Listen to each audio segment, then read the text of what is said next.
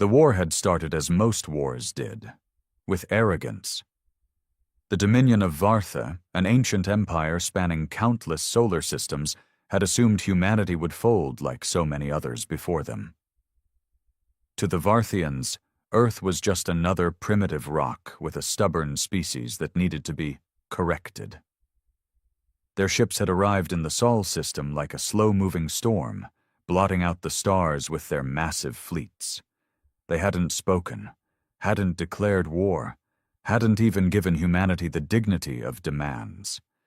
They had simply begun their work. Cities burned.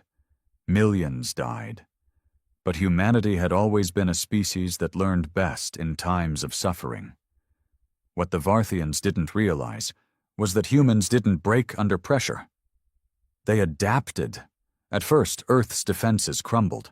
The fleets we had were laughably outdated, barely capable of reaching the enemy's capital ships before being reduced to glowing debris. The enemy marched through our colonies, enslaving, dissecting, experimenting. The first human retaliation had been a whisper. Small resistance cells sabotaging Varthian ships, suicide bombers taking down supply lines. We learned their weaknesses, their supply chains, their fears. Then the whisper became a roar. Entire planets, once deemed conquered, erupted in rebellion. Human soldiers clad in scavenged alien armor tore through the enemy ranks with a level of brutality that sent shockwaves through the Dominion's command. We didn't just fight back, we made them suffer. Reports came in of Varthian commanders found flayed alive, their corpses nailed to the walls of their own warships. Entire battalions were found dead in their sleep, throats slit, the human insignia burned into their flesh. The Varthians had underestimated us, and now they were beginning to fear. Their empire, built on centuries of subjugation, began to fracture. Their once proud fleets started retreating from human-occupied worlds, too terrified to engage in direct combat. But it was too late. We had no mercy left to give. The darkness in us, the thing we had long kept buried beneath the veneer of civilization, had been unleashed. We weren't just winning the war, we were erasing them. One by one their planets fell silent. Even their own people began to turn against them, whispering of the horrors humanity had inflicted upon their worlds. Entire fleets, once commanded to conquer, were now running from us. The war had changed. It was no longer a battle for survival. It had become something worse, a reckoning. And as the last of their great cities burned, as the screams of the Varthians echoed across the cold void of space, even the stars themselves seemed to dim. For they, too, now feared what humanity had become. The silence of Varthea's last distress signal was deafening. The once mighty empire, spanning thousands of systems, had been reduced to floating wreckage and abandoned cities. Where they had once looked down on humanity with disdain, now they looked up with terror, if they looked up at all. But the war was not over, not because the Varthians were still fighting, but because humanity refused to stop. It had started with justified vengeance. The atrocities committed against Earth, against our colonies, against our children. There could be no forgiveness for that. But justice had long since turned into something else, something primal. We were no longer fighting for survival. We were hunting. Entire planets, once centers of Varthian culture, were now wastelands. We burned their libraries, erased their history, turned their sacred sites into graveyards. The galaxy watched in horror as we did to them what they had done to us, but worse. The old rules of war no longer applied. There were no prisoners, no negotiations. Every captured Varthian was executed. Not quickly, not painlessly, but methodically. Some humans protested. There were voices in the shadows whispering that we had become something monstrous, that we had gone too far. They were ignored at best, executed at worst. Because there was no room for weakness. The Varthians who remained, the ones who had not yet been found, had stopped fighting. They hid in the ruins of their once great civilization, clawing through the ashes for scraps, hoping to remain unnoticed. It was a futile hope. We always found them. At first, the universe had been sympathetic to our suffering. The other species had watched with mild approval as we fought back against the Varthian war machine. But that approval had turned to unease, then fear, then dread. Now they whispered of humanity as something else, something unnatural, something that should never have been provoked. The Council of Worlds convened in secret. For the first time in history, ancient enemies put aside their own disputes, forming uneasy alliances, not against a conqueror, but against an exterminator. They saw the writing on the wall. Humanity was no longer fighting a war. Humanity was cleansing the galaxy, and when the last of the Varthians was gone, we would turn our gaze elsewhere.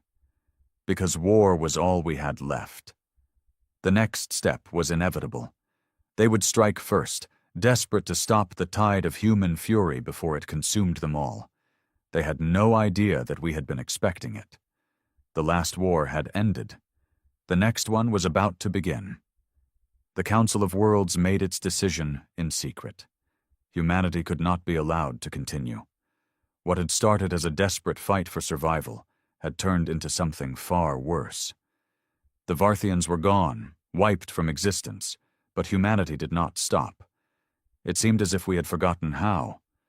Our fleets, once symbols of defiance, now prowled the void like hungry beasts, their commanders looking for the next war, the next enemy. The other species knew they would be next, and so they struck first. It was the largest coalition ever formed in the history of the galaxy. Armies that had warred against each other for centuries now stood side by side, united by their terror of humanity. They launched their first assault against the outermost human colonies, hoping to end the nightmare before it could spread further. The initial attacks were swift, calculated, merciless. Planets that had once flown the human banner were reduced to smoldering ruins, their populations exterminated before they could retaliate. But the Council had made a fatal mistake. They thought we would break. Instead, we bled. And we remembered. When the first reports came in, humanity did not weep. We did not mourn. There were no pleas for peace, no negotiations, no attempts to reason. There was only silence. And then there was fire. We retaliated in ways the Council had never imagined. They had launched their fleets with the precision of seasoned tacticians, but they were not prepared for the sheer brutality of human vengeance. We did not fight like soldiers. We fought like executioners. Entire planets vanished under waves of orbital bombardment, reduced to glass and dust. We didn't stop at military targets. Civilian worlds were torn apart, their skies filled with the screams of the dying. No one was spared. No one was forgiven. The Council had hoped to contain us. Instead, they had only confirmed their worst fears. Humanity had no intention of stopping. Not now, not ever. The war did not drag on for years. It did not settle into the long, grinding battles the Council had planned for. It was over in months, a swift, brutal slaughter. The coalition fleets, built on caution and diplomacy, crumbled under the weight of our sheer, merciless rage. The survivors tried to flee. They begged for mercy.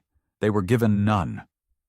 When the final system fell, when the last of the Council's great cities lay in ruin, a single transmission was sent across the galaxy, broadcast to every remaining civilization. It was a message, simple and absolute. This is what happens when you make an enemy of humanity. The stars themselves seemed to hold their breath. The few species who had remained neutral now understood the truth. There would be no negotiations, no peace. There was only us, and we were not finished. The galaxy was quiet. Not the quiet of peace, but the quiet of an open grave. The war was over. There were no more enemies left to fight. The dominion of Vartha was gone. The Council of Worlds was no more. The great empires that had ruled the stars for thousands of years had been shattered, reduced to little more than ruins drifting in the void. Humanity stood alone, and we were still not satisfied. We had become something else, something beyond war, beyond vengeance. There was no enemy left to hunt, no fleets left to destroy, no cities left to burn. Yet the fire within us still raged. It was not enough.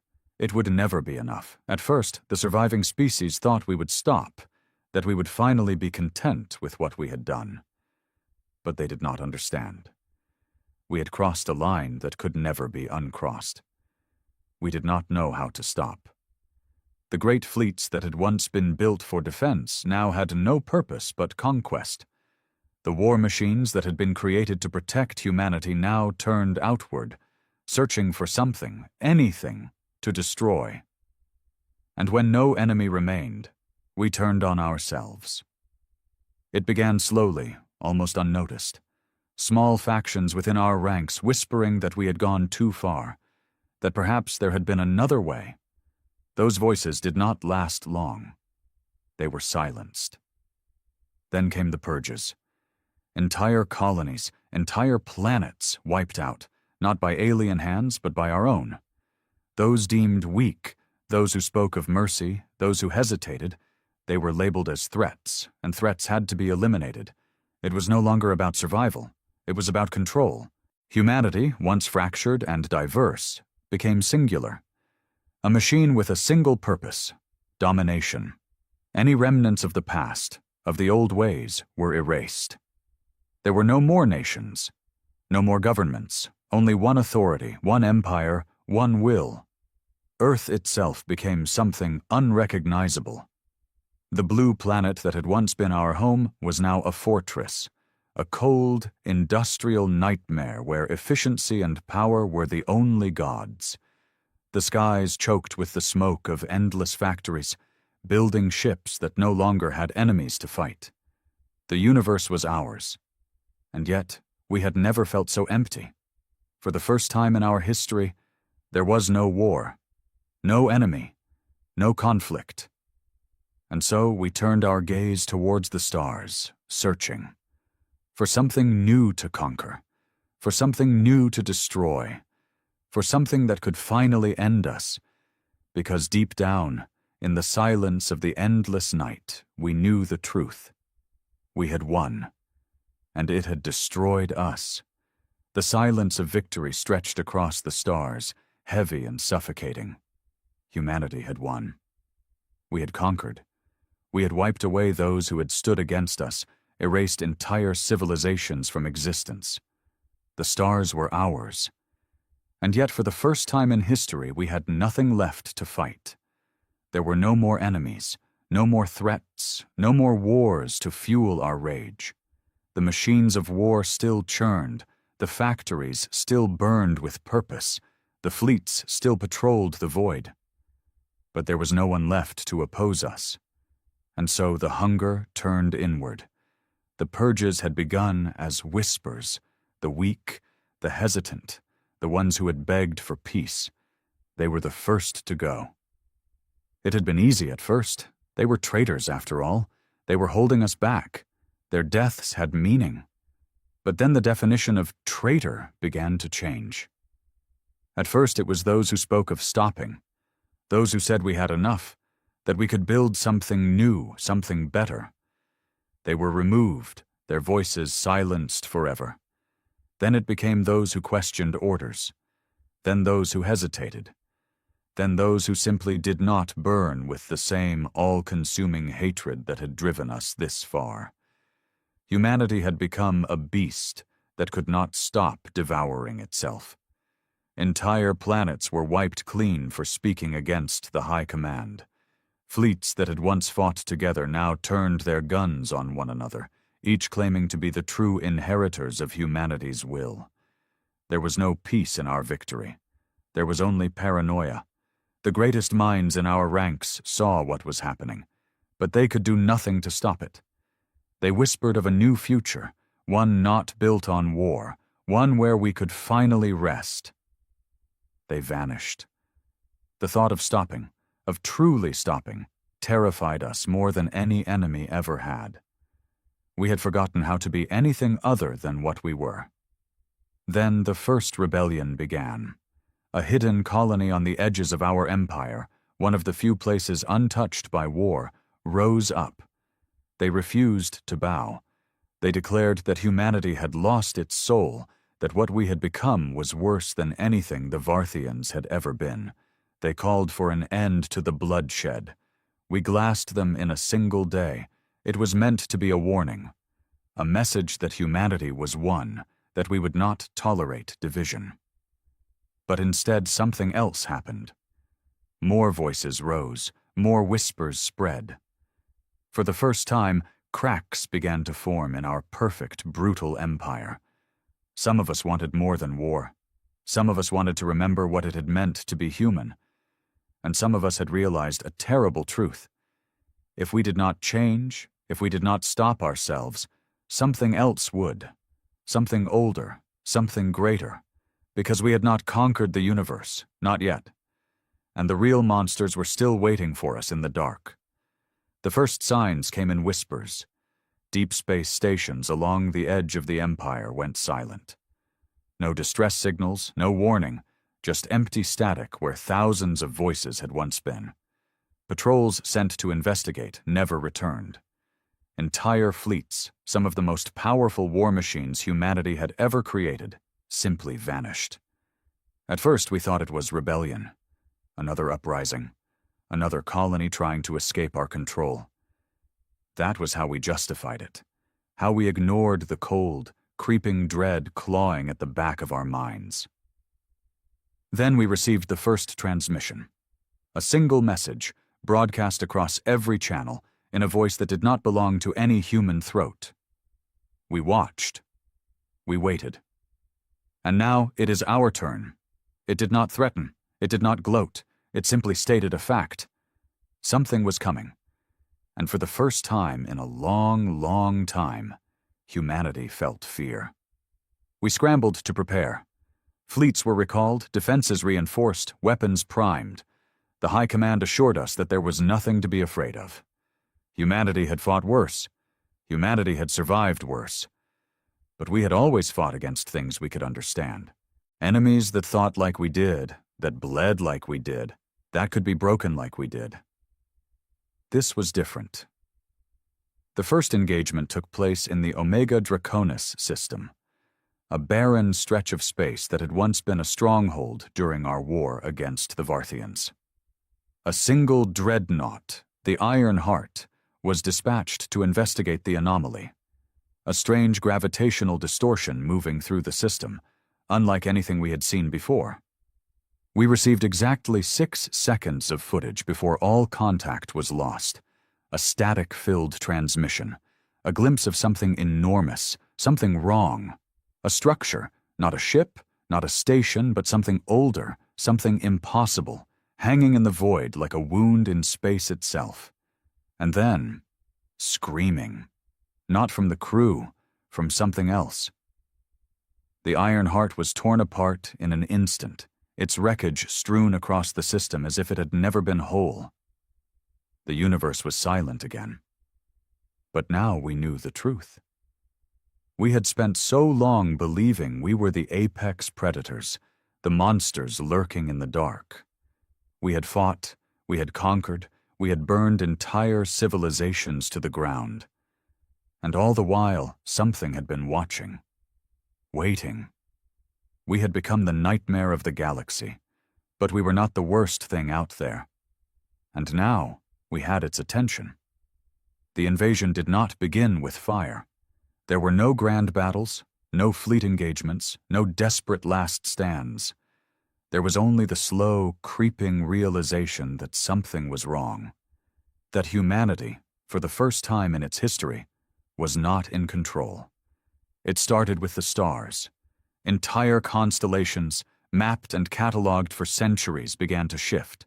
Planets we had charted disappeared. Systems we had conquered ceased to exist. Not destroyed, not invaded, just gone. As if they had never been there at all. And then, the whispers began, first in the deep space colonies. People speaking in languages that had never existed. Children waking in the night, screaming about things that had no name. Soldiers reporting hallucinations. Shadows moving where there should be none. Voices whispering secrets in the static of their comms. The High Command tried to dismiss it as paranoia, as hysteria. But they knew. We all knew. Something was inside our empire. Something that did not belong. And then, the First World fell. Not to an armada, not to orbital bombardment. It simply ceased. One moment, Vesper Prime was there, a thriving industrial hub, home to over 6 billion people. The next, it was a blackened husk. A dead rock, stripped of all life, all history, all trace that it had ever been more than empty stone. Our first instinct was retaliation. We sent a fleet, 100 warships, some of our deadliest creations, armed with weapons that had wiped out entire species. They arrived in orbit over the husk of Vesper Prime. They sent one final transmission. Then they were gone. No wreckage, no debris. Just silence. That was when we understood. This was not war. This was something worse. Something that had waited. Something that had watched. And now it had decided that humanity was no longer necessary. For the first time since our reign of terror had begun, we were the ones being hunted. The Empire fell into chaos. The High Command fractured, turning on itself in panic. Some believed we could fight. Some believed we should run. And some, those who had always whispered about how far we had fallen, believed we deserved what was coming. But there was nowhere to run. Nowhere to hide. The stars themselves were turning against us. And the real war had yet to begin. The first battle lasted less than an hour. We had thrown everything at them. Planetary defense grids, orbital cannons, fleets so vast they could block out the stars. Weapons that had once reduced entire species to dust. None of it mattered. Our ships did not explode. They did not burn. They did not even fight. They simply stopped. The moment they engaged, they ceased to function. Their reactors powered down, their crews fell silent, their systems, our systems, simply forgot how to exist. The largest fleet ever assembled in human history was reduced to dead, drifting husks in the void. And then the screaming began. Not from our soldiers, from the ships themselves. We did not know how to explain it. The metal groaned. The AI cores wailed in voices they had never been programmed to have. It was as if the very machines we had built were afraid. And then they turned against us. Battleships opened fire on one another, not by command, but by something else. Fighters twisted in impossible directions, ramming into their own carriers. We watched through silent, frozen comms as crew members clawed at their own throats, screaming at something only they could see. We lost the fleet without firing a single shot, and the enemy still had not revealed itself. The stars stretched endlessly beyond the viewport, distant pinpricks of light against the dark void. The captain stood at the helm of the ISS Valiant, the last hope of humanity. His reflection in the glass revealed weary eyes and a clenched jaw, but there was no room for doubt now. Beyond the horizon of space, 1,000 alien warships closed in, enough firepower to turn Earth into ash. "Status report," the captain barked, his voice cutting through the hum of machinery and distant alarms. Lieutenant Harper Reeves, her fingers flying across the holographic controls, replied without hesitation. "Enemy fleet approaching at 300,000 kilometers and closing fast. ETA, 8 minutes. The air thickened with tension. The crew of the Valiant, though seasoned, had never faced odds like this. Humanity's fleets had been decimated in the first wave of the Avarian invasion. Earth's colonies burned across the outer systems, and now the core worlds stood defenseless. The Valiant was all that remained. 1,000 ships. The captain gritted his teeth. The Avarians, with their insectoid frames and cold, unfeeling eyes, had underestimated humanity. But perhaps not this time. Shields at full capacity? Yes, sir. Primary and secondary arrays are holding steady. Fusion cores at maximum output, Harper confirmed, her voice steady despite the tension in her shoulders. Good. Weapons status? Railguns charged, plasma cannons primed. The Omega Lance is standing by, but we'll only get one shot with it. The captain nodded. The Omega Lance, the ship's experimental energy weapon, was humanity's last gamble. One shot, one chance to shatter the Avarian command ship. But even if they succeeded, 999 more warships would still remain. A low chime echoed through the bridge. Commander Patel, the ship's tactical officer, looked up from his console. Sir, the enemy fleet is deploying interceptors. Thousands of them. They're trying to overwhelm us before the main fleet arrives.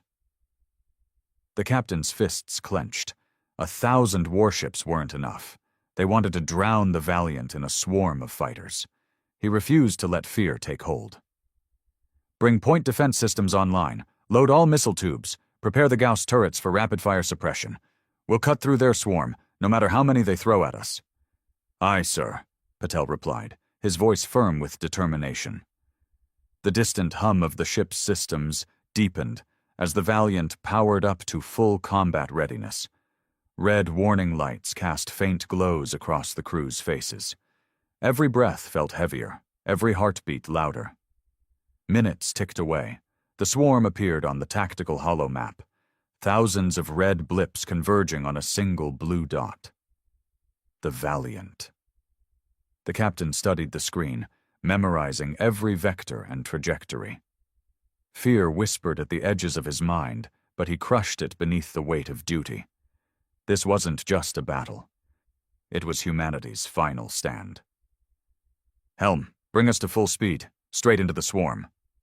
Harper glanced up sharply. Sir, you heard me. We break through their fighters or we die trying. No retreat. Patel's eyes gleamed with determination. Aye, sir.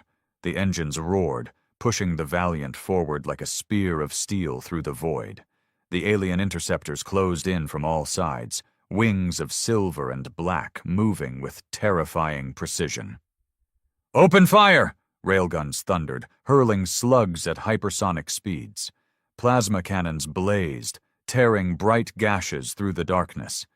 Gauss turrets spat streams of tungsten rounds, shredding interceptors as fast as they appeared. Explosions blossomed across the void, scattering debris in all directions. The swarm pressed harder. Missiles streaked toward the Valiant, their warheads hungry for human blood. Point defense lasers slashed through space, detonating dozens before impact. But not all. The ship rocked as enemy fire struck the hull, tearing through armor and sending shockwaves through the decks. Sparks rained from overhead conduits. Smoke filled the air. Crew members clung to their stations as the Valiant pressed onward. Shields down to 60%! Harper shouted over the chaos. Hold the line! Push forward! The captain bellowed, gripping the rail beside the command chair. The ship's main cannons fired in synchronized bursts, punching holes through the densest waves of interceptors. Wreckage tumbled through space, but the swarm still thickened. Shields at 40%! The captain's heart pounded as he scanned the holomap. They were halfway through the swarm. But at this rate, the ship wouldn't last. Then he saw it. A gap. Helm, adjust course. Mark 275, down 15 degrees. Full burn. The ship veered sharply, engines blazing white-hot. The sudden maneuver caught the swarm off guard. Hundreds of interceptors scrambled to adjust their trajectories. Too slow. The Valiant plowed through the gap, weapons hammering any ships that dared block the path. Shields at 20%. The captain didn't hesitate. Divert power from secondary systems, life support, gravity, everything. Keep the weapons and engines online." "Aye, sir." Harper's fingers flew across the controls, overriding safety protocols. The artificial gravity vanished. Crew members floated from their seats, gripping rails and harnesses to stay in place. The air grew thinner as oxygen recycling systems shut down. But the ship's engines burned hotter, pushing faster, cutting through the swarm like a knife through flesh. Seconds dragged into eternity. Explosions painted the void in flashes of white and orange. Metal screeched as enemy fire scarred the hull. Then, silence. "We're through," Patel shouted, disbelief and triumph in his voice. The captain exhaled, his breath ragged in the thinning air. But there was no time to celebrate. Ahead, the main fleet loomed, massive warships, bristling with weapons, waiting to finish what the swarm had begun. And at the center of it all, the Avarian command ship, larger than a city, its dark hull gleaming with the light of distant stars. The captain's eyes narrowed. "Prepare the Omega Lance." The hum of the ship's systems echoed through the air, louder now that the artificial gravity and life support had been cut. Sweat clung to the crew's faces as they clung to their stations, breaths shallow in the thinning atmosphere. But no one wavered. The Valiant had punched through the swarm, defying impossible odds. Now, only the Avarian fleet stood between them and Earth's survival. "Enemy fleet advancing. Distance 100,000 kilometers and closing," Harper reported, her voice strained but steady. The captain's eyes locked onto the holographic display. The 1,000 enemy warships moved as one, a wall of steel and plasma, engines blazing as they closed in for the kill. At their heart, the Avarian command ship loomed like a dark leviathan, larger than anything humanity had ever faced. If the Omega Lance could strike that ship, the enemy fleet might crumble. If not, there would be no second shot. "Bring the Omega Lance online," the captain ordered, his voice hard as iron. Commander Patel's fingers danced across the tactical console. "Charging Omega Lance. Capacitors at 30% and rising. Estimated time to full charge, 3 minutes." 3 minutes. Against 1,000 ships. The captain's jaw clenched. "Divert all remaining power to weapons and shields. Helm, take us straight at the command ship. Maximum speed." "Sir?" Harper glanced back, eyes wide with disbelief. "You heard me." The captain's voice cut through the air like a blade. "If we're going down, we're taking their commander with us." "Aye, sir." The Valiant surged forward, engines roaring as they pushed the warship toward the heart of the enemy fleet. Plasma cannons and railguns blazed, hammering the first line of alien vessels. Explosions bloomed like fire flowers against the void as Avarian ships buckled under the onslaught. But the enemy returned fire. Blinding streaks of plasma lanced through space, slamming into the Valiant's hull. The ship shuddered violently. Armor melted and buckled, bulkheads groaned, and sparks erupted from shattered conduits. Smoke filled the air, mixing with the thinning oxygen. "Shields at 15%, Harper shouted. "Hold the line," the captain bellowed. "We're almost there." Railgun slugs punched through an Avarian cruiser's hull, sending debris spiraling into the void. Missiles streaked from the Valiant's launchers, detonating among enemy formations in fiery bursts of shrapnel and plasma. The air crackled with the hum of overloaded systems, alarms screaming from every console. "Capacitors at 60%, Patel called out. 2 minutes. 2 minutes. The captain's gaze never left the viewport as the command ship loomed larger and larger, its dark hull bristling with weapons. It opened fire. Blue plasma lances streaked toward the Valiant, each shot capable of tearing the warship in half. "Evasive maneuvers!" The Valiant rolled and pitched, engines straining as it dodged the deadly barrage. Plasma blasts grazed the hull, melting armor and scorching deep scars into the ship's frame. Yet still, the Valiant pushed forward. "Shields at 5%, Harper's voice cracked with strain. "Redirect all non-essential systems to shields, everything we've got," the captain ordered. "Life support's already offline. We've got nothing left to divert." "Then we fight without shields," his voice thundered across the bridge. "We make it count!" A plasma blast struck the port side, ripping through the hull. The deck beneath the crew shuddered violently as consoles exploded in showers of sparks. The distant wail of emergency alarms filled the air. "We've lost port-side railguns and missile launchers," Patel shouted, gripping the console to keep himself steady. "Keep firing with what we have left." The Valiant's plasma cannons blazed, hammering the closest Avarian vessels. Explosions erupted across the enemy lines as ships broke apart under the relentless assault. But for every alien vessel destroyed, 10 more pressed forward, their weapons burning white-hot against the void.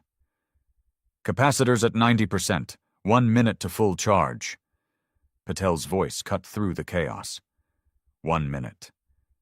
The command ship loomed ahead, close enough now that the captain could see its jagged hull plates and rows of plasma turrets swiveling toward the Valiant. The enemy knew what was coming, and they intended to stop it. "Brace for incoming fire," the captain shouted. The command ship opened fire. Plasma lances streaked through space, too many to dodge. The first blast struck the Valiant's starboard side, tearing through the armor and blowing out entire decks. Fire and debris spewed into space as the ship shuddered from the impact. The second shot punched through the dorsal hull, severing communication arrays and weapon turrets in a spray of molten metal. Smoke filled the bridge as conduits burst and control panels sparked violently. The captain clung to the command rail as gravity wrenched his body sideways. The inertial dampeners were failing. Crew members screamed as consoles exploded, throwing them against bulkheads. The air grew thin and hot, tainted with smoke and the sharp tang of burnt electronics. "We've lost main engines," Harper coughed through the haze, struggling to keep her balance as the ship lurched again. "We're losing speed." The captain's fists clenched the rail so tightly that his knuckles turned white. They couldn't slow down. Not now. "Redirect power from the forward plasma cannons to the engines." "But do it." "Aye, sir." Harper's hands flew across the controls. The ship's remaining engines flared white-hot, pushing the Valiant forward once more. But without the forward cannons, the ship was vulnerable. Enemy fire pounded the hull, tearing through armor and blasting entire sections into space. "Capacitors at 100%, Patel shouted. "Omega Lance is ready." The captain's pulse thundered in his ears. This was their moment. "Target the enemy command ship's reactor core, maximum output." "Aye, sir, locking on." Before Patel could finish, a plasma blast struck the Valiant's bow, ripping through the forward decks. The ship buckled violently as the explosion rocked through its core. Consoles exploded, and the lights flickered wildly before plunging the bridge into emergency red. Patel's scream cut through the chaos as shrapnel tore across his station, knocking him to the deck. Smoke and sparks filled the air as flames licked at shattered consoles. The captain stumbled through the smoke, heart hammering in his chest. "Patel!" No response. The tactical officer lay motionless, blood pooling beneath him. The captain gritted his teeth and seized the nearest console, coughing against the acrid smoke as he took control of the Omega Lance himself. His fingers flew across the holographic controls, locking the weapon onto the command ship's core. "Target locked, firing Omega Lance." The ship trembled as the Omega Lance fired. A beam of white-hot energy lanced through space, tearing through the void like a spear of light. It smashed into the command ship's hull, melting armor and blasting through layer after layer of metal and circuitry. The beam cut deep into the ship's heart, toward its reactor core. But the command ship wasn't done yet. Its weapons blazed, hurling plasma lances directly at the Valiant. The captain's breath caught in his chest. There was no time to evade. The plasma blasts streaked toward the Valiant, and then everything vanished in a blinding flash of white as the Omega Lance struck the reactor core. The command ship detonated. Fire and debris exploded outward in a shockwave of unimaginable force, consuming everything in its path. The captain barely had time to throw himself to the deck before the shockwave slammed into the Valiant, sending the warship spinning helplessly through space. The world dissolved into fire, noise, and chaos. And then, darkness, silence. Thick and suffocating, like the void had swallowed all sound. Smoke clung to the air, thin but acrid, searing the captain's throat with every shallow breath. Dim emergency lights flickered across the shattered bridge, casting broken shadows on twisted metal and scorched consoles. Sparks still hissed from ruptured panels, their faint crackles the only noise in the hollow space. The captain groaned and pushed himself upright. His limbs ached, bruised from the impact. Blood dripped from a gash above his brow, warm and sticky against his temple. His ears rang, muting the faint coughs and groans of the surviving crew scattered across the deck. "Status report." His voice came out as a hoarse rasp. He cleared his throat and tried again, louder. "Status report." Lieutenant Harper's silhouette emerged through the haze. Her uniform was torn, her face smeared with soot, but her eyes burned with determination. "Main power's offline. We're running on emergency reserves. Hull integrity is compromised. We've lost the starboard decks and aft sections." She coughed against the smoke, voice rough from the thinning air. "Engines are gone. Life support's failing. We're venting oxygen from multiple hull breaches." The captain's stomach twisted. "The crew. Casualties across all decks. Internal sensors are down. I can't get a full count." She swallowed hard, eyes flickering with grief she didn't have time to feel. "Commander Patel didn't make it." The captain closed his eyes for a heartbeat. Patel's voice still echoed in his mind, the steady presence that had guided them through battle after battle, gone like so many others. But there was no time for mourning. "The Omega Lance, did it hit the target?" Harper hesitated, as if afraid to hope. "Yes, sir. The enemy command ship, it's gone. Completely destroyed." A slow exhale escaped the captain's lips, the weight of countless lives pressing against his chest. It was the shot they'd needed, the one impossible chance they'd seized against all odds. But as his eyes lifted to the shattered viewport, hope shrank beneath the sight beyond. The Avarian fleet still surrounded them. The shockwave from the command ship's destruction had scattered the alien vessels, but they were regrouping fast. Hundreds of warships, engines blazing against the void, closing in from all directions. Their sleek, insectoid hulls gleamed beneath distant starlight, weapons ready to tear the crippled Valiant apart.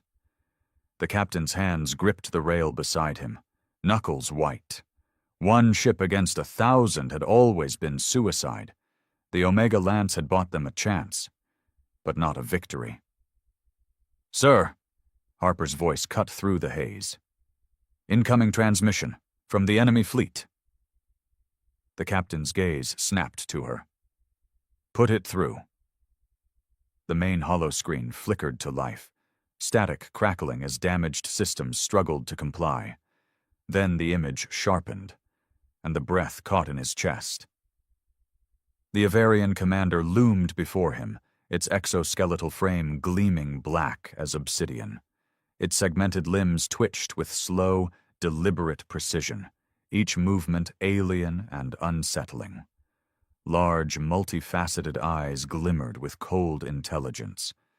The creature's mandibles parted as it spoke, not in its own language but in perfect, guttural Terran standard. Human vessel, your resistance is admirable, but futile. Your flagship is broken. Your fleets are gone. Surrender, and I may grant your crew a swift death. Continue this defiance, and Earth will burn before your eyes. The captain's fingers curled into fists. He could feel the weight of every soul aboard the Valiant, every colony that had fallen, every family waiting on Earth's surface, praying for a miracle that might never come. The Avarians wanted him to bow, to break. He stepped forward. His voice, raw but unyielding, cut through the silence. This war isn't over. The Avarian's mandibles clicked in amusement. Your courage is wasted, human. No one will remember you. The captain's gaze burned through the holographic display. They'll remember the day one ship defied 1,000. Without waiting for a response, he cut the transmission. Silence fell again. The distant hum of failing systems echoed in the air. Around him, the crew stared with hollow eyes, bruised, bloodied, but still standing. Still waiting. "Sir," Harper stepped closer, voice low. We can't win this. The Omega Lance is drained. Weapons are offline. Shields are gone. The ship can't take another hit." The captain knew she was right. Logic screamed at him to surrender, to save what few lives remained aboard. But surrender meant Earth's annihilation. Surrender meant billions would die beneath Avarian fire. His gaze swept the bridge, the faces of those who had followed him into the jaws of death without hesitation. They deserved more than a futile last stand. They deserved a reason. "Open a channel to the fleet," he ordered. Harper hesitated, but obeyed. The comms system buzzed weakly as she patched through to the approaching enemy ships. The captain inhaled slowly. His voice, when it came, was steel-wrapped fire. "This is the captain of the ISS Valiant, the last warship of humanity. You think you've broken us? You think we'll bow before you? But listen well, because these are the last words you'll hear from me. We are humanity. We do not yield. We do not break. And even if this ship burns, we will take as many of you with us as we can. If you want Earth, come and take it. But you'll pay for every inch in blood." He ended the transmission. Silence stretched long and heavy. The enemy fleet surged forward. The captain turned to Harper, eyes blazing. "Prepare all remaining weapons. Anything we've got. Load the last missiles. Power up the railguns, whatever's still functional. If this is the end, we go down fighting." "Aye, sir!" Harper's voice rang with renewed resolve as her fingers flew across the console. Around the bridge, the surviving crew moved with the same fire. Broken, battered, but unbowed. The alien fleet closed in, plasma cannons flaring to life. The captain stepped forward, shoulders squared, gaze locked on the approaching ships. "One ship against 1,000. He whispered the words like a promise, like a curse. "Let's show them what that means." The void trembled with the fury of the final charge. The ISS Valiant, broken and bleeding, surged forward against the alien tide. Plasma cannons sputtered, railguns thundered, and missiles streaked into the void. Every weapon that could still fire spat defiance into the heart of the enemy fleet. Explosions bloomed across the blackness, bright as dying stars. The ship's hull groaned under the strain, its armor peeled away layer by layer, but it did not stop. "Direct hits on multiple enemy vessels. 3 confirmed destroyed, 5 more damaged." Harper's voice cut through the chaos, hoarse from smoke and adrenaline. The captain clung to the command rail, his knuckles white against the cold metal. Sweat and blood stung his eyes, but he never looked away from the viewport. The alien warships swarmed like wolves closing on a wounded beast, their plasma cannons flaring with merciless precision. A searing blast struck the Valiant's port side, tearing through the hull with a deafening roar. The deck beneath the crew shuddered violently. Panels burst into flames. A pressure alarm wailed as another section of the hull breached, venting debris and bodies into the void. "Portside decks are gone. Casualties reported across multiple sections," Harper shouted through the smoke. The captain's heart hammered against his ribs. His gaze flicked to the tactical display. Hundreds of red markers converged from all sides. Even without their command ship, the Avarians pressed forward with unrelenting precision, and still, the Valiant fought. "Keep firing! Use everything we have!" His voice was raw with defiance. Railguns pounded the nearest enemy cruiser, tearing through its hull in a storm of molten metal. Plasma cannons spat bursts of blue-white energy that seared through alien armor. Missiles locked onto the weakest points of the closest ships, detonating with thunderous force. The void burned with wreckage and fire. But the enemy answered. Plasma lances carved across the Valiant's hull, slicing through its already fractured frame. The ship rocked violently, throwing crew members from their stations. Fire and smoke filled the air. Consoles exploded, sending showers of sparks cascading across the bridge. The air grew thin, each breath more labored than the last. "Shields are gone! Hull integrity at critical levels, multiple decks collapsing." Harper's voice cracked with desperation. The captain's pulse pounded in his ears. Sweat stung his eyes. But he kept his gaze locked on the fleet before them. For every human ship that had fallen, for every colony burned to ash, this was the price they would demand in return. "Sir, incoming transmission, open frequency from the enemy fleet," Harper shouted. The captain's eyes narrowed. "Put it through." The holoscreen flickered to life, revealing the Avarian commander once more. Smoke and distant flames reflected against the creature's obsidian exoskeleton, but its eyes glimmered cold and unbroken. "Human vessel, your defiance is meaningless. Your weapons are failing. Your hull is collapsing. This battle is over." The captain stepped forward, blood and sweat streaking his face. His voice, though raw, was steady. "This battle ends when the last human breath leaves this ship, not before." The Avarian's mandibles twitched in what might have been amusement or pity. "Your courage is wasted. Surrender, and your world may be spared." The captain's fingers curled against the rail. His breath burned in his lungs. The air was thin. Time was running out. But surrender was not an option. His gaze flicked toward Harper. Their eyes met, hers wide with fear but steady with trust. She was waiting for his decision. The entire crew was waiting. He nodded once. "Cut the transmission." The screen went dark. "Harper, what's the status of the Omega Lance?" She blinked, confused. "Sir, it's offline. The capacitors are depleted. We can't fire again." "We only need one shot," the captain replied, his voice low and certain. "Can we reroute power from the fusion core directly to the Lance?" Harper's eyes widened. "Sir, that would—" "It doesn't matter. Can we do it?" She swallowed hard, then nodded. "Yes, sir, but it'll overload the core. We won't survive the shot." The captain's heart pounded against his ribs. Every breath burned in his chest. The ship's deck shuddered beneath his feet, weaker with every impact. His crew stared at him, waiting. They deserved the truth.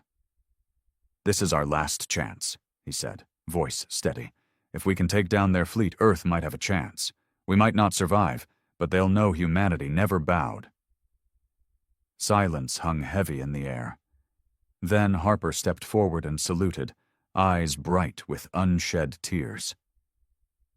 "Aye, sir." She turned back to her console, fingers flying as she began rerouting power from the core. The deck beneath them vibrated as the fusion core surged with renewed energy. Warning lights flashed red across every screen. Alarms screamed through the ship, warning of imminent overload. Power levels rising. 50%, 70%, 90%. The hull groaned as another plasma blast struck the aft section. The ship lurched, and metal screamed as entire sections of the hull sheared away, but the Valiant pressed on, engines blazing with the last dregs of power. 100%! Harper shouted over the chaos. The Omega Lance is ready! The captain gripped the control console, eyes locked on the enemy fleet, hundreds of warships closing in for the final kill. Target the fleet's center, maximum output. Let's see if they can stand against one last shot. Harper's hands flew across the controls. Target locked! The captain's breath came slow and steady. His pulse thundered in his ears, but his voice was calm. Fire! The Omega Lance ignited. A spear of white-hot energy burst from the Valiant's bow, carving through space like a bolt of lightning from the gods. It struck the heart of the alien fleet, detonating the nearest warships in a chain reaction of fire and debris. Shockwaves rippled outward as the beam carved through hulls, igniting reactors and tearing ships apart as though they were made of paper. Fire blossomed across the void. The blackness of space burned with the wreckage of 1,000 ships. But inside the Valiant, the fusion core screamed in protest. Metal groaned and buckled as the reactor surged beyond its limits. Fire erupted from shattered conduits. The deck beneath the captain's feet trembled violently, but he stood tall, eyes locked on the viewport as the enemy fleet vanished in a blaze of light. The air grew hotter, thinner. Somewhere behind him, Harper shouted something, but the words were lost beneath the roar of collapsing metal and failing systems. The lights flickered, then died. The Valiant trembled one last time. Then silence fell. The captain's knees buckled. His vision blurred. Smoke burned his lungs as he collapsed to the deck, the distant sound of alarms fading into nothing. As his eyes closed, he clung to a single thought. One ship against 1,000. And humanity had won. Darkness.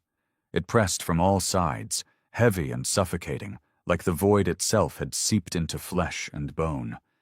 Somewhere in that endless black, a faint pulse echoed, a distant thrum of machinery, slow and rhythmic, like the heartbeat of a dying giant. The captain's awareness drifted toward that sound. His chest burned with each shallow breath, air thin and laced with smoke, limbs heavy as iron. His fingers twitched against cold metal, but the rest of his body refused to move. The world swam in fragments, the distant hiss of sparking conduits, the faint groan of stressed hull plates, the metallic taste of blood on his tongue. Somewhere close, a voice cut through the haze, sharp and urgent. "Ain, Captain, can you hear me?" The words scraped against his consciousness, pulling him from the void. He forced his eyes open, the effort like dragging steel through mud. Blurred shapes swam in the dim light. Shattered consoles, twisted metal, faint red emergency lights flickering against walls scorched black. Smoke hung heavy in the air, thin but bitter, and above him, Harper's face, pale and streaked with soot. Her eyes, wide with fear, locked onto his. "Captain, stay with me." She gripped his shoulder, shaking him just enough to drag him fully into the broken world around them. Pain flooded in, sharp, searing, and everywhere at once. The captain sucked in a ragged breath and clenched his teeth against the burn. But he pushed through it. There was no time for pain. "Status?" His voice scraped out rough as broken glass. Harper swallowed hard, glancing toward the nearest console, one of the few still active. The faint blue glow illuminated her face, casting shadows in the hollow places beneath her eyes. "Main power is gone. Fusion cores offline, completely burned out from the Omega Lance overload." She paused, swallowing the tremor in her voice. "Engines are destroyed. Life support's barely holding. Maybe 10 minutes of breathable air left. Emergency systems are failing across all decks. We've lost contact with most sections. Casualties." Her voice caught. The captain pushed himself upright, biting back a groan as pain lanced through his ribs. Blood pounded in his skull. His vision swam, but he locked eyes with her.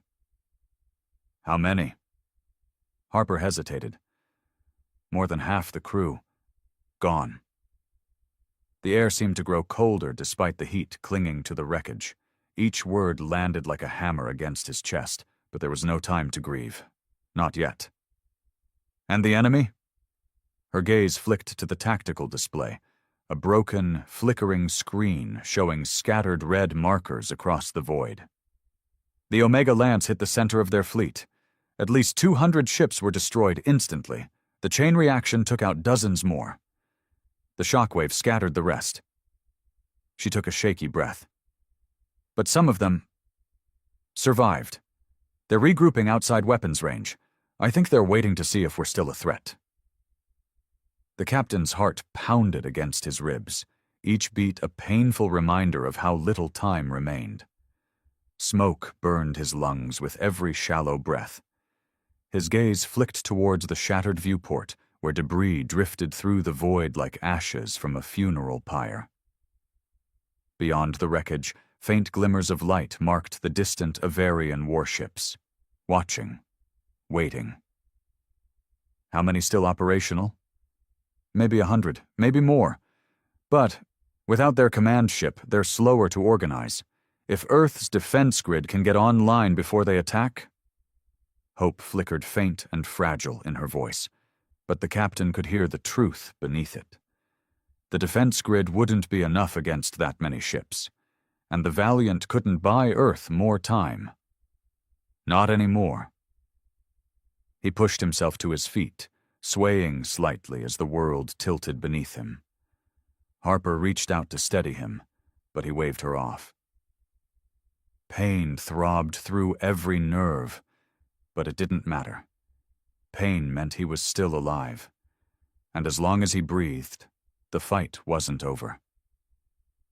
"We still have missiles in the aft launchers?" he asked, moving toward the central console.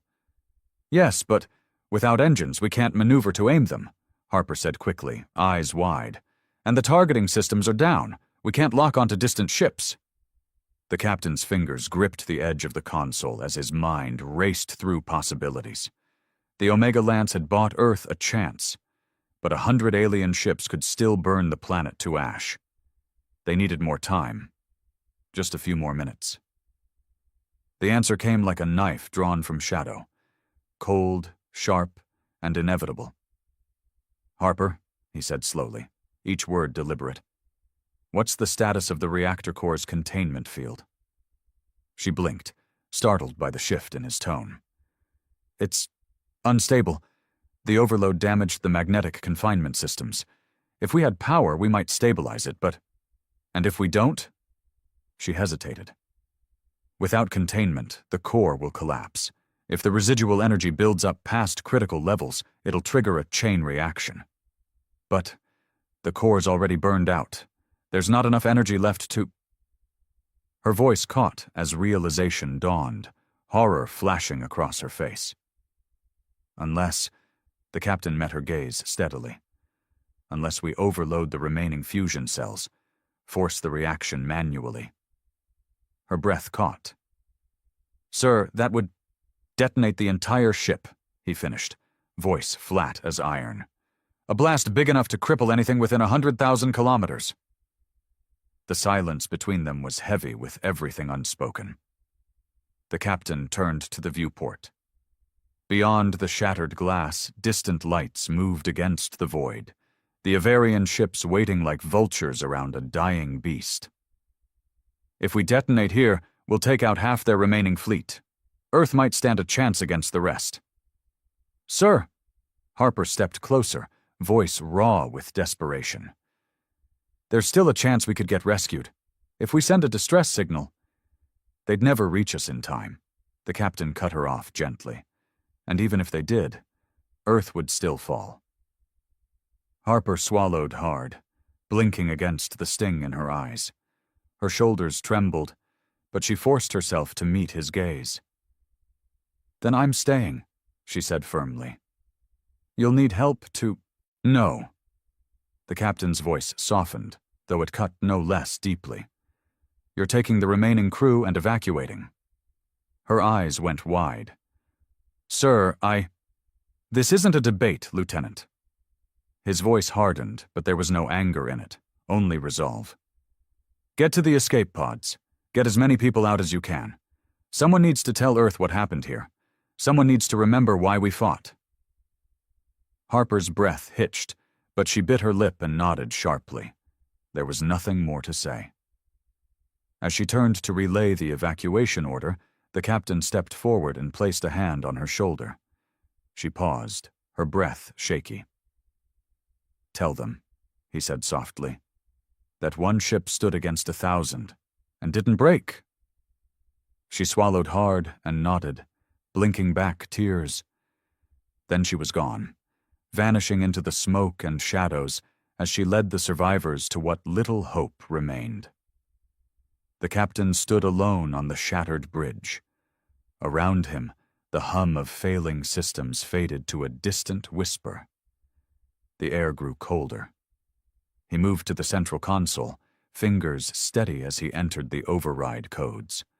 Warning lights flared red across every screen, but he ignored them.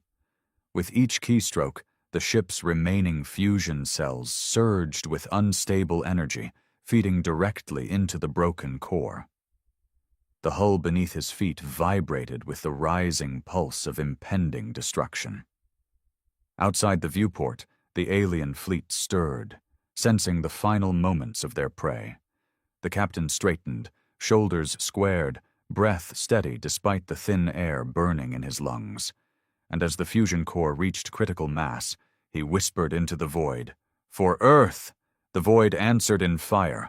Blinding white erupted through the void, pure and absolute, swallowing stars, ships, and silence alike. The ISS Valiant, humanity's last warship, became a sun. The collapsing fusion core detonated with a force that tore through space in a shockwave of molten metal and nuclear fire. Its shattered hull vanished in the blaze, but its final breath carried the fury of an entire world. The Avarian fleet, caught in the storm, never stood a chance. The closest warships disintegrated instantly, their armor stripped away as if it were paper against a hurricane. Shockwaves rippled outward, tearing through hulls and igniting fuel reserves in a chain reaction of cascading explosions. Fire blossomed across the void, each ship consumed in seconds. Even those furthest from the blast found no refuge. The pulse of superheated plasma seared through their ranks, frying systems, cracking hulls, and leaving the survivors crippled and adrift. The blackness of space burned with the wreckage of 1,000 alien ships. Debris tumbled like ash from a dying pyre, fragments of twisted metal and shattered technology drifting silently through the void. The brilliance of the explosion faded slowly, leaving only the scattered bones of a broken fleet. And at the center of the destruction, where the Valiant had stood, there was nothing but a hollow void and faint, dying embers. Silence returned. Far beyond the battlefield, Earth's defense stations detected the shockwave's faint echoes, an energy spike so massive that it rattled sensor arrays across the planet. For a moment, confusion reigned. Analysts scrambled to decipher the readings, while commanders braced for the worst, until the incoming data revealed the truth. The alien fleet's signatures were gone. Gone. Not scattered. Not retreating. Simply gone. Across Earth's command centers, stunned silence fell as officers stared at their displays, struggling to believe what their sensors reported. The enemy fleet, thousands of warships strong, had been annihilated. And at the heart of the destruction, only one human ship had stood. Whispers of the Valiant's name spread like wildfire across the comm channels. Crews paused mid-battle to listen. Civilians huddled around screens as broadcasts repeated the impossible truth. For days, humanity had fought with its back against the wall, expecting extinction with every breath. But now, hope burned anew. The tide had turned. Days later, a single escape pod drifted through the outer system, its emergency beacon faint but steady. The rescue vessel Sovereign Dawn locked onto the signal and approached cautiously, maneuvering through the scattered debris fields that still haunted the void. Inside the pod, Harper Reeves sat slumped against the cold metal wall, arms wrapped tightly around her knees. Her uniform was torn and stained with soot, but her eyes remained fixed on the distant stars beyond the viewport. Silent tears streaked her cheeks, but her gaze held no sorrow, only the weight of everything that had been sacrificed. The airlock hissed open, and the rescue crew stepped inside, their expressions shifting from grim duty to stunned disbelief at the sight of survivors. They moved quickly, helping Harper to her feet while assessing the others who had escaped in time. Their voices were distant, muffled beneath the whirlwind of exhaustion and grief that clung to her like a second skin. As they guided her toward the ship's medbay, one of the crew members hesitated, glancing over his shoulder with a frown. "Where's your captain?" Harper paused mid-step, her breath hitching in her chest. For a moment, words failed her. The weight of that final moment, the captain standing alone on the burning bridge, eyes locked on the void, pressed against her heart like iron. She swallowed hard and straightened, her voice steady despite the tremor in her chest. He stayed behind. The crew member's brow furrowed. "But why?" "To finish the fight." Silence hung heavy in the air. Then the crewman gave a slow, solemn nod and said nothing more. Harper allowed herself one last glance through the viewport, toward the distant void where the Valiant had made its final stand. "One ship against 1,000, she whispered to herself, the words a promise etched in blood and fire. And we won. In the days that followed, word of the ISS Valiant's sacrifice spread across every colony, station, and city on Earth. Stories passed from mouth to mouth, each version more embellished than the last. How a single human warship had defied impossible odds, how it had faced down 1,000 alien vessels without retreating an inch, how its captain had given his life so that humanity might live. Some whispered that the captain's final words had been transmitted across the enemy fleet, a defiant challenge that haunted the Avarians even now.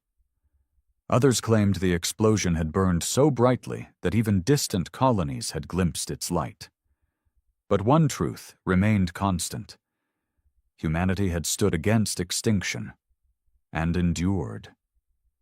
The captain's name would never be forgotten, and the stars would remember the day one ship defied 1,000. The legends spoke of a warship unlike any other, a monstrous behemoth crafted from nightmares, shrouded in myth and disbelief. They laughed at the stories, dismissed them as children's tales meant to frighten the weak-minded. But the whispers never truly died. Some claimed the ship was forged by ancient hands in the heart of a dying star. Others said it was a ghost vessel, crewed by the damned, sailing eternally in search of vengeance. Whatever the truth, one thing was certain. No one who saw it ever lived to tell the tale. When the alarms blared across the outpost, no one panicked at first.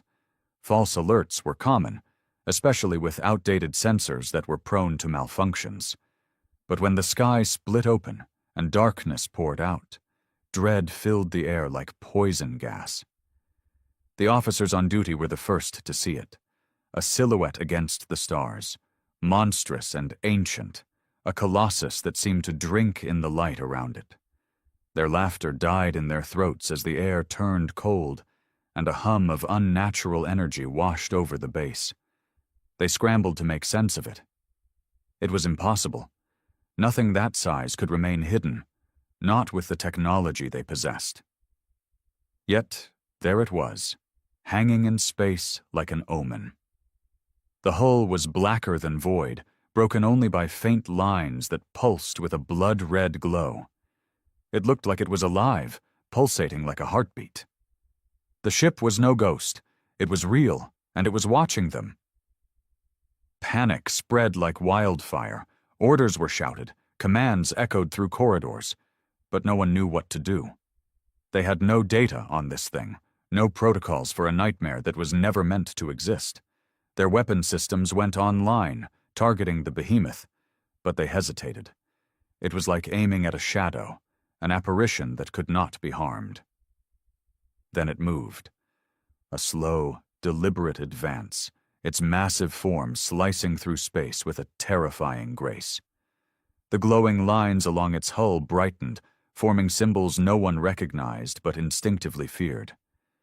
Ancient runes of war and destruction, radiating an aura of malevolence. A voice crackled through the communication channels, distorted and hollow, as if echoing from another dimension. It spoke in a language that hurt to hear, syllables that twisted the mind and chilled the soul. But the message was clear: surrender or perish. They fired.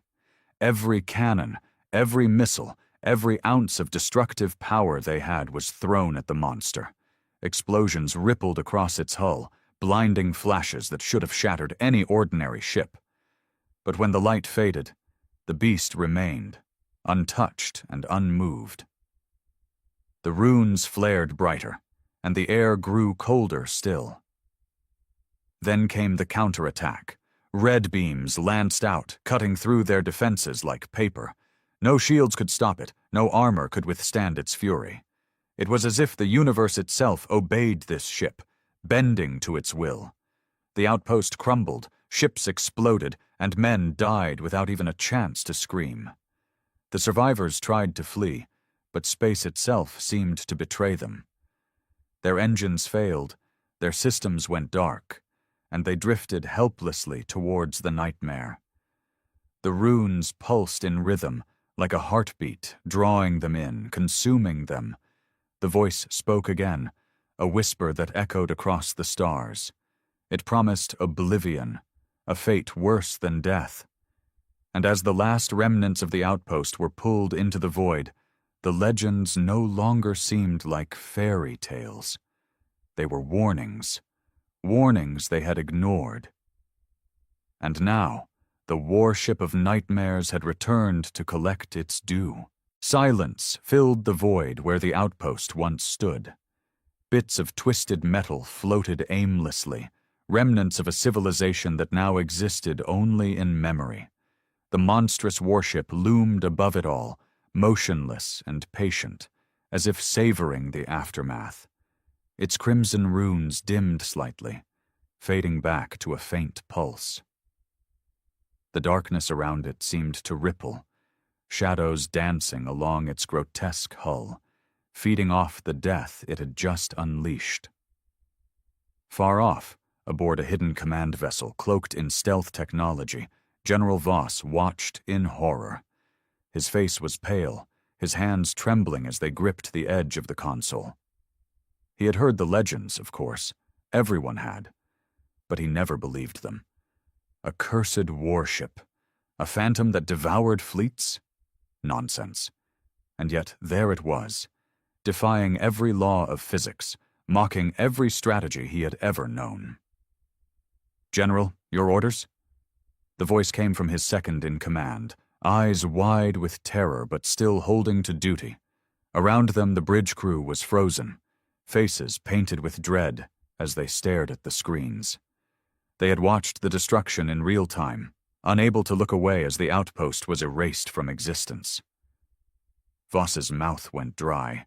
His instincts screamed to run, to flee to the deepest corners of space and never look back. But he was a soldier. He couldn't just abandon his post, his men. And if that thing kept advancing, no colony would be safe. It would consume everything in its path. "Send word to High Command," he ordered, his voice hollow. Tell them the myth is real. We're going to need the entire fleet." His second-in-command hesitated. "Sir, do you think it can be stopped?" Voss didn't answer. He didn't know. How could they stop something that defied reality? Something that didn't just destroy, but consumed? He turned his gaze back to the screens, to the monster that hung silently in space, a shadow of death. "Get me tactical analysis," he snapped, trying to regain his composure. "I want every detail. Where did it come from? How is it powered? I want answers." They worked quickly, fingers dancing over consoles, pulling data from the wreckage of the outpost. But the readings made no sense. There was no known energy source, no signature that matched any recorded ship. It was as if the monster was powered by nothing, or perhaps by something beyond their understanding. "Sir," one of the analysts spoke up, voice trembling. "I'm picking up residual traces. It's like temporal distortion. Time itself was bent around the ship." "What does that mean?" Voss demanded. "I don't know," the analyst admitted, panic creeping into his tone. "It's like it exists outside of time, like it was waiting for us." Voss felt a chill run down his spine. Waiting? How could that be? Unless it was hunting. His thoughts were interrupted by another alert. The monster was moving again. Slowly, deliberately, it turned, and its crimson runes brightened, bathing the void in an eerie red light. It was looking at them. "Impossible," someone whispered. "We're cloaked. It can't see us." But Voss knew better. The monster wasn't bound by the rules of physics or technology. It didn't need sensors to find them. It could feel them, their fear, their helplessness. It was drawn to it, feeding on it. "Get us out of here!"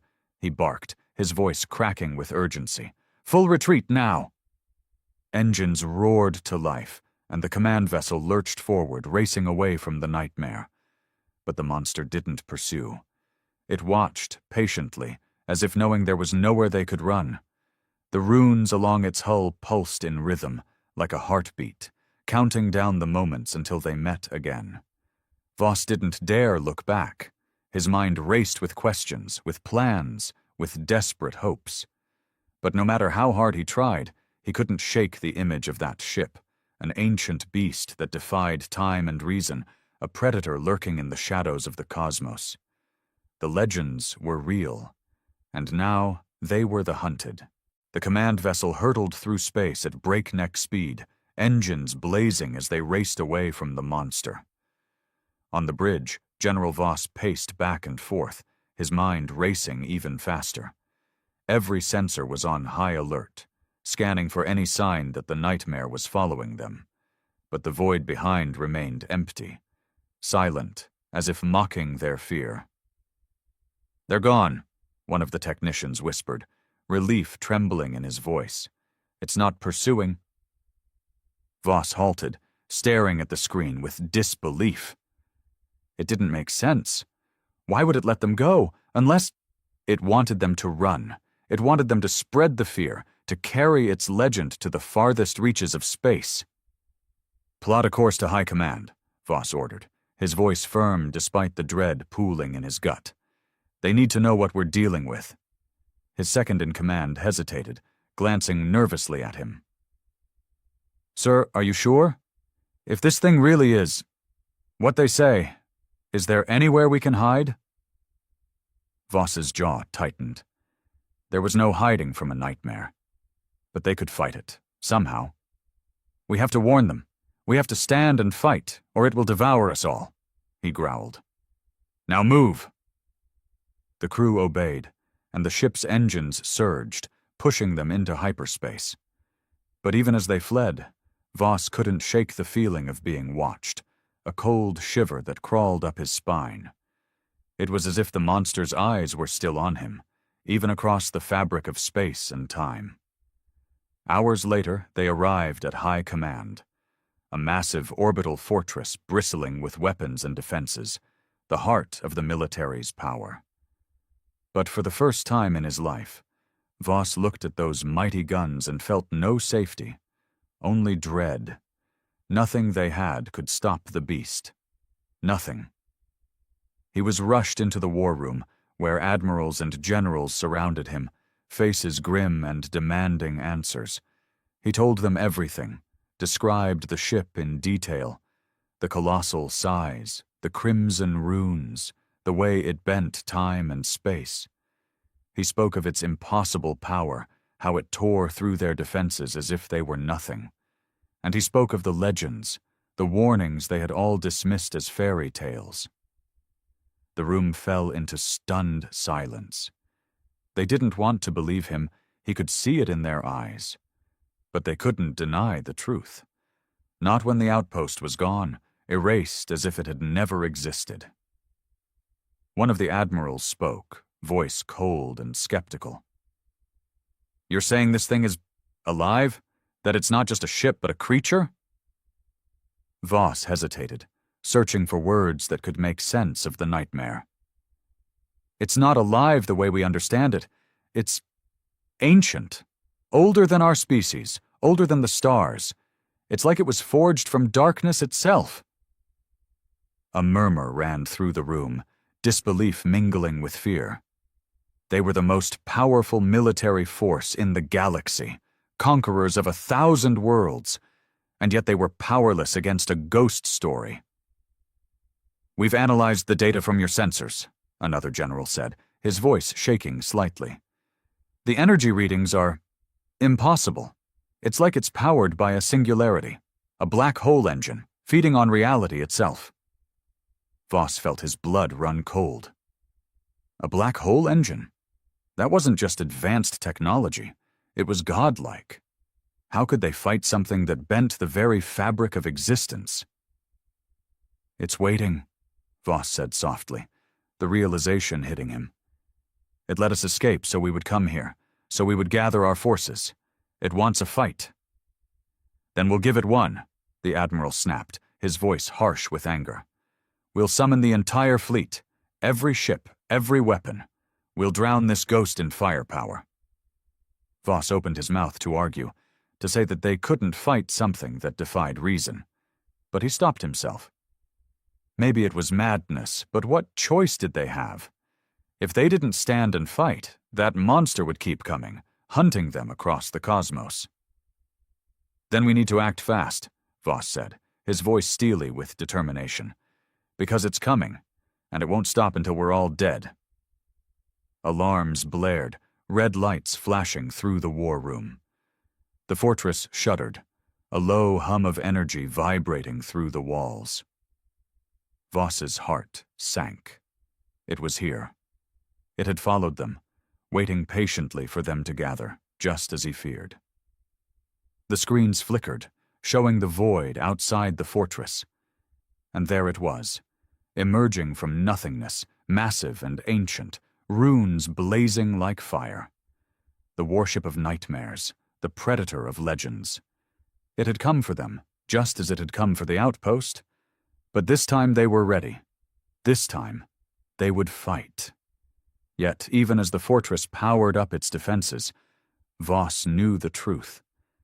They were only prolonging the inevitable. The fortress erupted into action.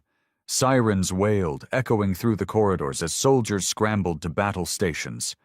Every gun, missile, and energy cannon powered up, targeting the monster that hung in space like a shadow.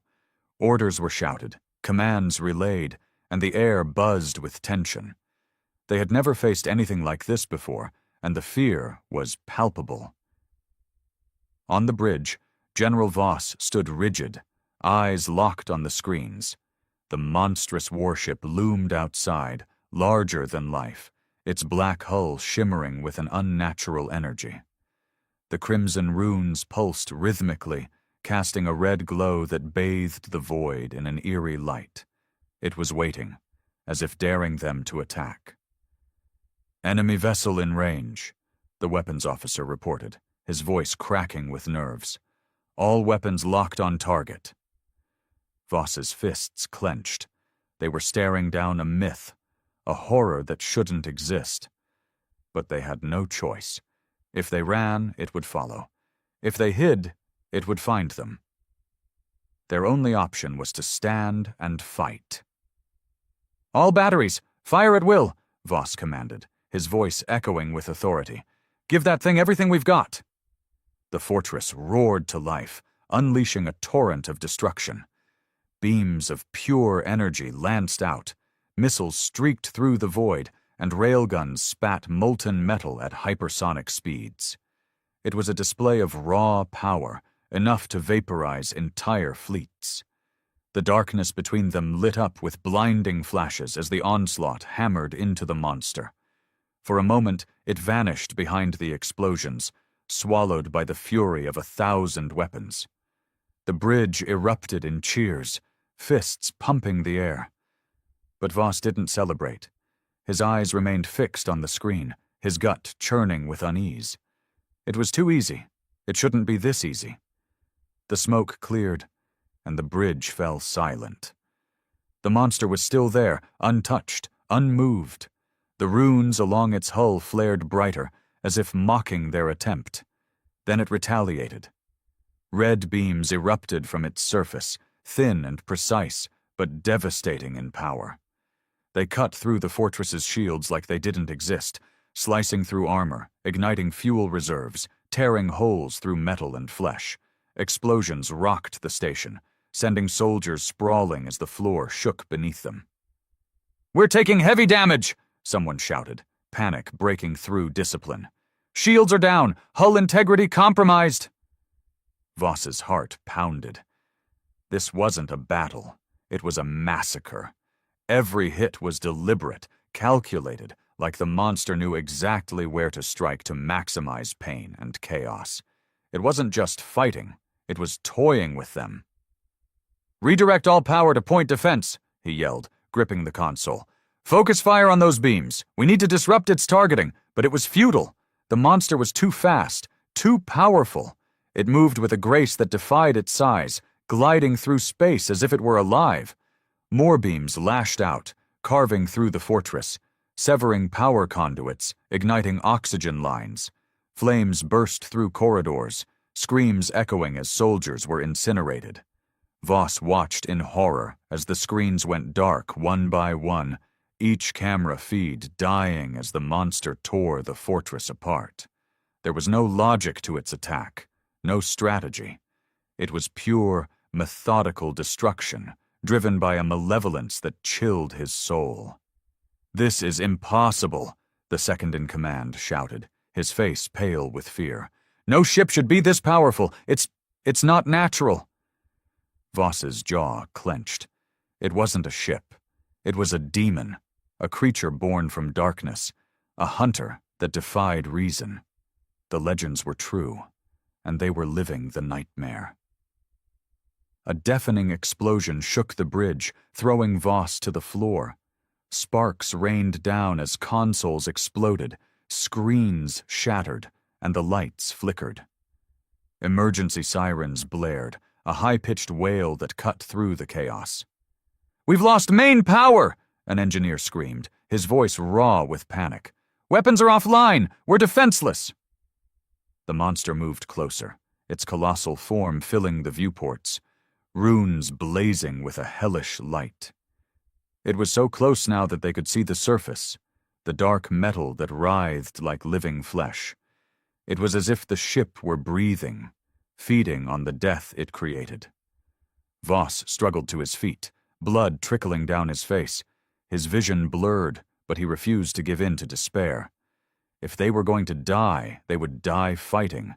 He opened a comm channel to the fleet, his voice hoarse but defiant. "All ships engage at will. Do not let this thing leave. Even if we fall, make it bleed."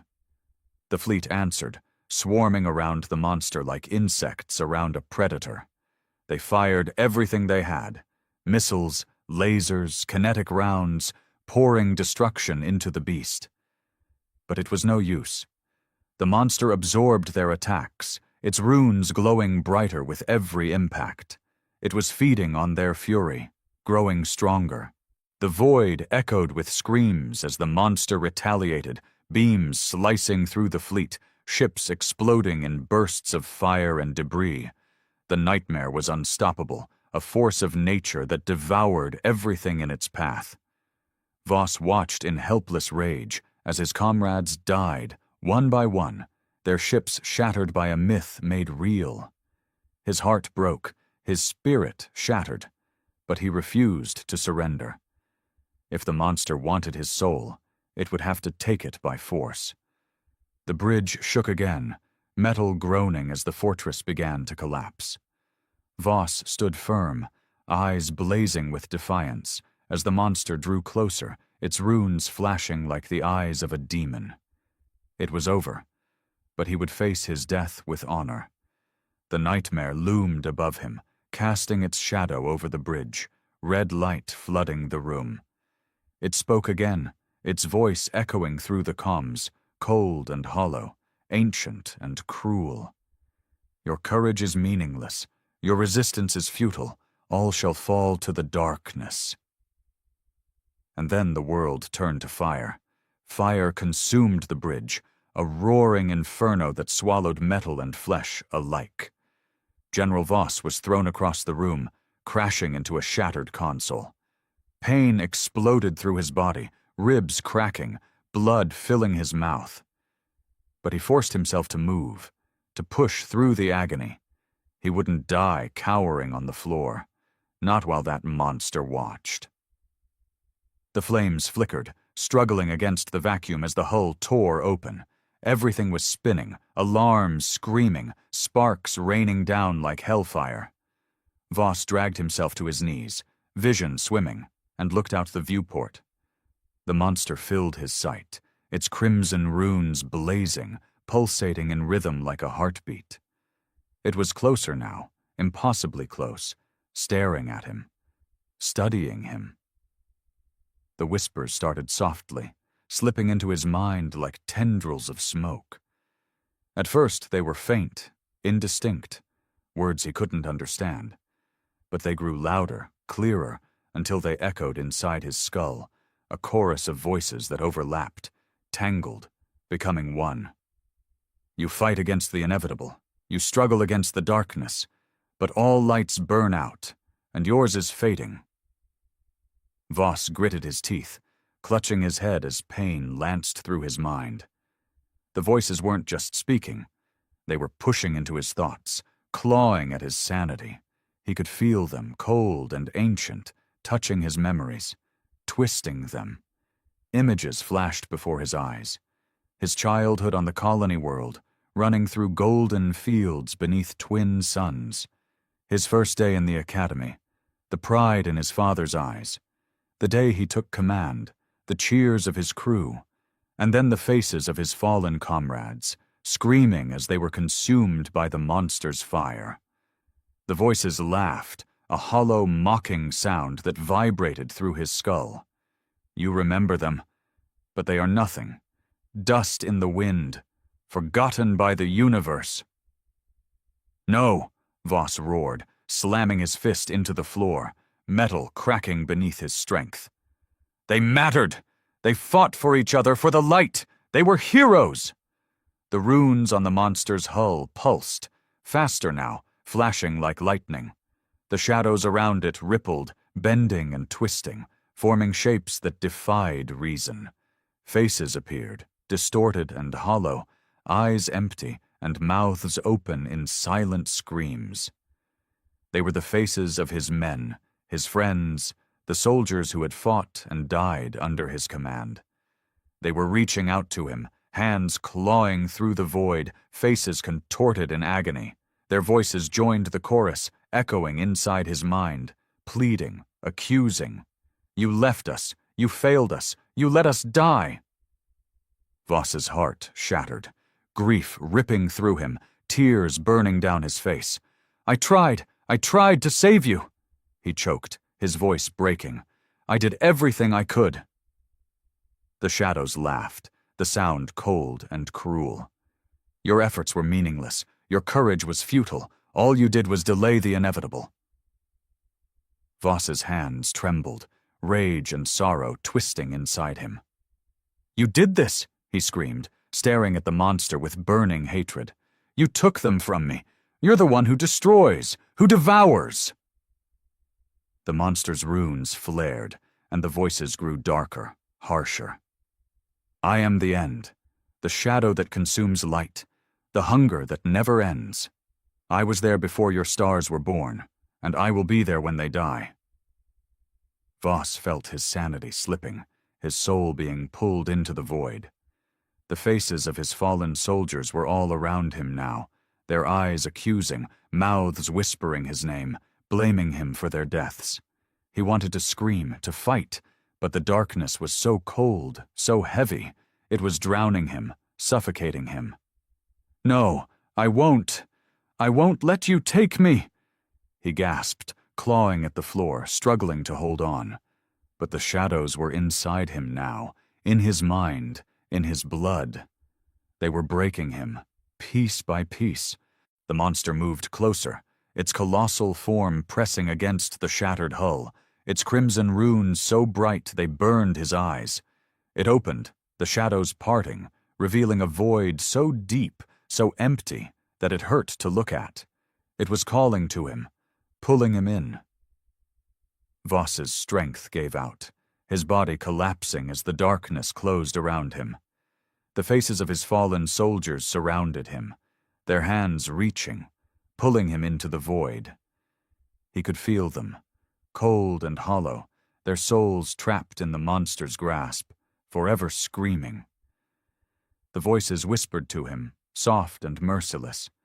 "Join them. Become one with the darkness. You cannot fight the inevitable."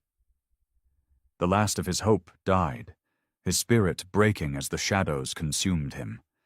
His vision faded, the crimson light growing dim, replaced by cold, endless night. And then there was nothing. No light, no sound, only the darkness and the whispers that never stopped. The monster watched as the fortress crumbled, its prey devoured, its hunger momentarily sated. The runes dimmed, the shadows rippling around it, shifting, whispering. It had been a good hunt, but there was always more light to extinguish, always more souls to consume. It turned, slowly, deliberately, and vanished into the void, leaving behind nothing but shattered metal and broken dreams. The legend would live on, whispered in fear by those who survived. A warning of the warship that was no fairy tale, but a predator of nightmares. And somewhere, in the endless darkness, the voices continued to whisper. The void where the fortress once stood was silent, littered with debris and echoes of the fallen. The monster was gone, vanished into the darkness as if it had never been. But its presence lingered, a shadow that tainted the space it had consumed. Nothing remained of the fleet that had stood against it, no trace of the courage or sacrifice. Only silence, vast and hollow. But deep within that void, something stirred. A faint spark, flickering against the cold. It was small, fragile, barely more than a whisper. Yet it resisted the darkness, refused to be extinguished. It was the last remnant of General Voss's mind, his soul clinging to existence, lost within the monster's shadow. He floated in the abyss, weightless, directionless. There was no light, no warmth, only the cold that gnawed at him, freezing him from the inside out. Time had no meaning here. He didn't know how long he had been drifting, how long he had been trapped in the monster's grasp. All he knew was pain, grief, and the whispers. They were everywhere, echoing through the darkness, hollow voices that clawed at his sanity. They were his fallen soldiers, his friends, the people he had sworn to protect. They were calling to him, their voices twisted with sorrow and accusation. "You left us. You failed us. Why didn't you save us?" Voss wanted to scream, to tell them he had tried, that he had fought with everything he had. But his voice was gone, stolen by the darkness. He could only listen as the whispers grew louder, harsher, surrounding him, crushing him. The faces appeared again, hollow eyes staring at him, mouths open in silent screams. They were close now, so close he could feel their cold hands reaching for him, pulling him down into the abyss. "No, please. I'm sorry, I tried." He choked, his spirit breaking. The faces didn't care. They were lost, consumed by the monster, their souls trapped for eternity. And they wanted him to join them. The darkness tightened, pressing against him, crushing him. He could feel himself unraveling, his mind fraying as the shadows seeped into him. They were consuming him, devouring his hope, his memories, his will. It would be so easy to give in, to let go and fall into the void, to end the pain. But then a light appeared, small and distant, barely more than a flicker. It shone through the darkness, weak but unwavering, a spark of defiance. Voss's heart stirred, a faint echo of hope. He reached for it, his spirit straining, fighting against the shadows that held him. The light grew brighter, pushing back the darkness, warming him with its glow. It was a memory, a voice he knew so well. His father, standing tall and proud, looking at him with eyes full of love. "You're stronger than you know. Never give up, no matter how dark it gets." Voss felt tears burn in his eyes, his heart aching with longing. His father had been his hero, his guide, and he had died protecting his family, refusing to surrender to the enemy. He had been brave, even in the face of death. The light grew, spreading through the void, pushing back the shadows. The faces recoiled, their screams fading, their claws retreating. Voss felt strength return to him, his will reigniting. He wouldn't surrender. Not here. Not now. Not while his father's words echoed in his heart. The darkness fought back, roaring as it tried to consume him, but the light was stronger. It burned brighter, cutting through the void, shattering the shadows. Voss felt himself rising, his spirit breaking free, his mind clearing. He was still here. He was still fighting. The light exploded, flooding the darkness, burning it away. The shadows screamed, twisting and writhing, but they couldn't escape. They were consumed, erased by the light's fury. And then, just like that, they were gone.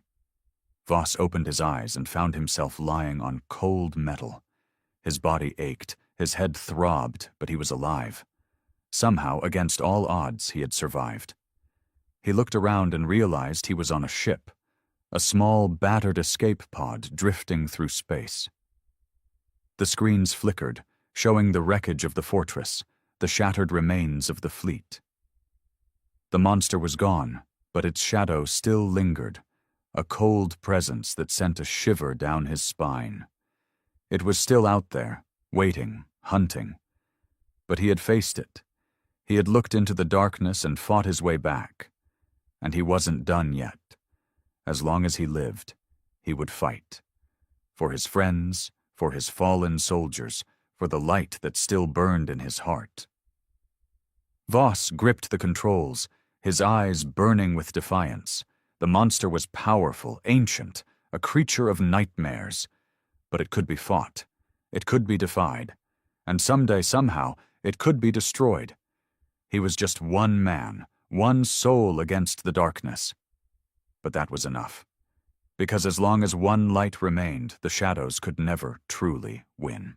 General Voss drifts in a battered escape pod through a debris field, exhausted but defiant after escaping a monstrous warship. The pod's systems are failing, and he searches for survivors, finding only wreckage and grief for his fallen comrades. A faint distress beacon leads him to a damaged frigate, where he discovers Captain Myra Talon, gravely injured. Before dying, she reveals that the monster's runes are an ancient language and directs him to the archivists, keepers of forbidden knowledge. Voss journeys to the archivist's hidden world, braving a treacherous nebula filled with haunting illusions of his dead comrades. He confronts his guilt and grief, finding strength in memories of his father. Upon reaching the planet, he meets the Keeper of Memories, who explains the monster, the Devourer, is an ancient curse, a being of hunger and darkness that consumes souls. To defeat it, Voss must break its curse by deciphering the runes in the Hall of Shadows.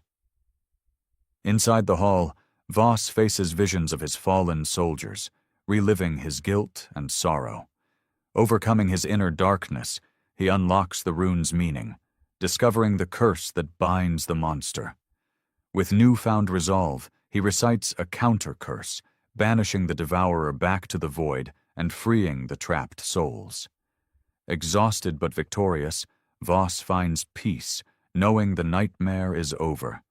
The monster is gone, his men are free, and the light has triumphed over darkness.